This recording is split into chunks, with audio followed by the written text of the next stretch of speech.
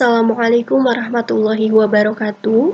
Saya Meti Deviani Suryana, nomor pokok mahasiswa 240621222, program studi Pendidikan Agama Islam semester 3, mata kuliah akhlak, dosen pengampu Ibu Dr. Nenden Munawaroh, MPDI. Baik teman-teman, di sini saya akan menjelaskan tentang aliran-aliran akhlak filosofis dan akhlak praktis.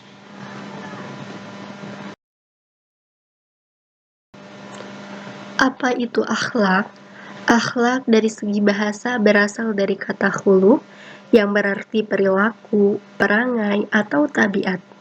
Maksudnya yang terkandung dalam kata Aisyah yang berkaitan dengan akhlak Rasulullah SAW, yaitu akhlak Rasulullah ini merupakan cerminan dari akhlaknya Al-Quran.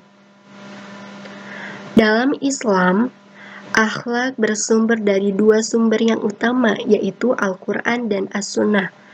Ini ditegaskan oleh Rasulullah SAW dalam sepotong hadis yang artinya, sesungguhnya aku diutuskan hanya semata-mata untuk menyempurnakan akhlak yang mulia. Allah Subhanahu wa Ta'ala telah memuji Rasulullah SAW karena akhlaknya yang baik seperti yang terdapat dalam Al-Quran.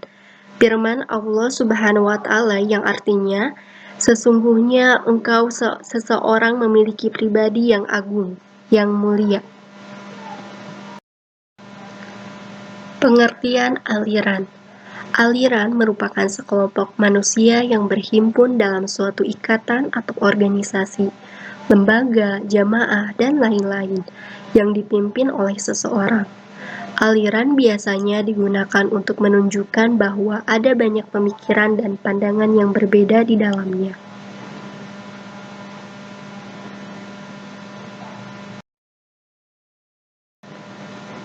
Pengertian filosofis. Filsafat berasal dari kata Yunani, filosofia yang artinya cinta akan hikmat. Adalah kajian masalah mendasar dan umum tentang persoalan seperti eksistensi, pengetahuan, nilai, akal, pikiran, dan bahasa.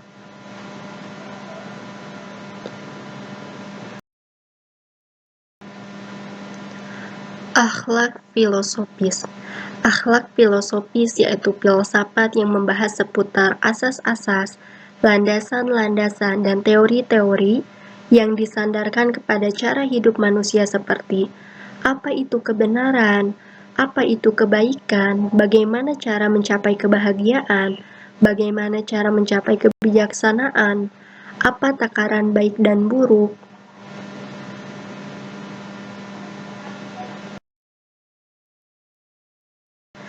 Aliran akhlak filosofis itu terdapat beberapa aliran di antaranya.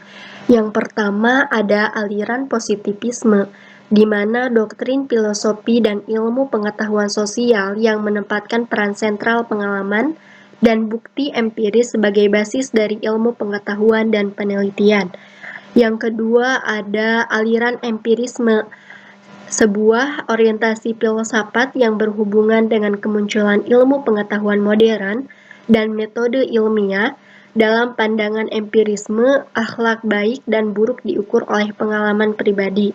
Yang ketiga ada aliran kapitalisme, di mana akhlak manusia yang berprinsip pada kapitalisme selalu berpandangan bahwa tingkah laku manusia baik dan buruknya tergantung pada kekayaannya. Yang keempat ada aliran idealisme, yaitu tradisi pemikiran filsafat yang berpandangan bahwa doktrin tentang realitas eksternal tidak dapat dipahami secara terpisah dari kesadaran manusia. Yang kelima ada aliran hedonisme, yaitu aliran yang menganjurkan manusia untuk mencapai kebahagiaan yang didasarkan pada kenikmatan, kesenangan, dan lain sebagainya.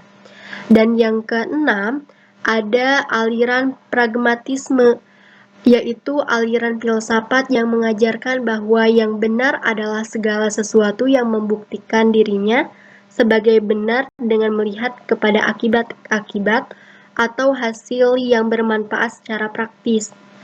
bukan kebenaran objektif dari pengetahuan yang penting, melainkan bagaimana kegunaan praktis dari pengetahuan kepada individu-individu. Yang ketujuh, ada aliran naturalisme, di mana naturalisme akhlak baik adalah akhlak yang sesuai dengan fitrah alamiah, sedangkan akhlak yang buruk adalah akhlak yang keluar dari fitrah manusia. Fitrah adalah naluri yang ada sejak manusia dilahirkan. Dan yang kedelapan, ada aliran skeptisisme, yaitu akhlak kaum skeptis selalu ragu pada apapun yang dihadapinya, termasuk kepada Tuhan dan ajaran-ajarannya. Ia akan memperoleh keyakinan jika keraguannya telah terjawab dan masuk akal, tetapi kemudian diragukan kembali. Yang kesembilan, ada aliran vitalisme, yaitu aliran yang menganut atau berpandangan bahwa ukuran dan baik dan buruk perbuatan manusia diukur oleh ada tidaknya hidup untuk bertindak. Orang yang kuat bertahan hidup adalah orang yang paling baik. Penguasa dan kekuatannya mengatur masyarakat dan menundukkannya demi kepentingan hidupnya dan orang yang memegang kebaikan hidupnya.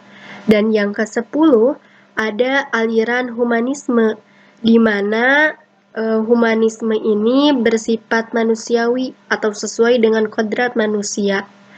Humanisme sebagai suatu aliran dalam filsafat memandang manusia itu bermartabat luhur, mampu menentukan nasib sendiri, dan dengan kekuatan sendiri mampu mengembangkan diri.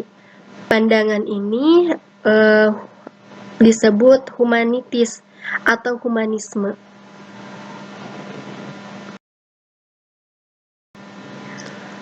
Akhlak praktis.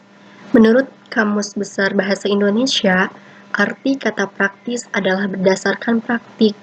Arti lainnya dari praktis adalah mudah dan senang menjalankannya.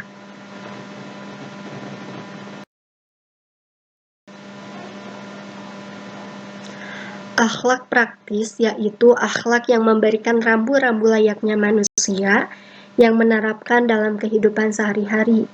Akhlak praktis ini dibagi menjadi beberapa aliran. Yang pertama ada aliran behaviorisme, yaitu aliran yang menganggap manusia sebagai makhluk yang tidak jauh berbeda dengan mesin, yang dapat dikendalikan perilakunya melalui proses pengondisian yang terus-menerus. Yang kedua, aliran strukturalisme, di mana aliran ini pengalaman menjadi unsur-unsur kesadaran yang akan memiliki makna apabila bersatu. Pengalaman akan membantu manusia berakhlak lebih baik dan lebih berhati-hati karena pengalaman memberikan pelajaran berharga bagi kehidupan. Dan yang ketiga, ada aliran fungsionalisme. Pada dasarnya, menurut aliran ini, akhlak manusia berada dalam tradisi normatif yang tidak bernilai tinggi, tetapi setelah manusia memahami makna perbuatan dan tingkah lakunya, setiap perbuatan dinilai oleh fungsi dan manfaatnya. Dan yang keempat, ada aliran kognitivisme, di mana aliran ini berpandangan bahwa akhlak manusia dapat berkembang oleh suatu proses pendidikan, peningkatan akal budinya, dan pembinaan kognitif di lingkungan tertentu, seperti sekolah, keluarga, masyarakat. Dan yang kelima, ada aliran progresivisme, di mana aliran ini mengatakan bahwa kemampuan integrasi atau inteligensi manusia merupakan alat untuk hidup, kesejahteraan, dan mengembangkan kepribadian manusia.